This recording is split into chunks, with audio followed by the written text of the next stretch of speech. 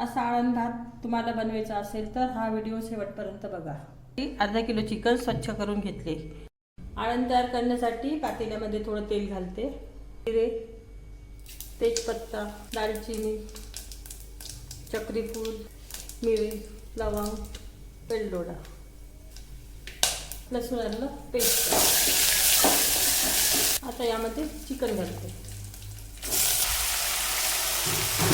आता यामध्ये मीठ, हळद, जिरे पावडर, धने पावडर, गरम मसाला। चिकनला थोडं मसाल्यामध्ये शिजू देते। इथे आता आळणसाठी हे गरम झालेलं पाणी ओतून देते। छान शिजलेलं आहे।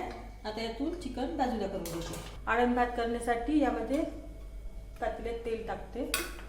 जिरे, पत्ता, दालचिनी, चक्रीफूल, वेलची आणि लवंग घालते। अरे तांदूळ, थोडे मीठ काढलेला आळण घालते। चिकनचे पीसेस थोडे। आता हा भात चांगला शिजू देते।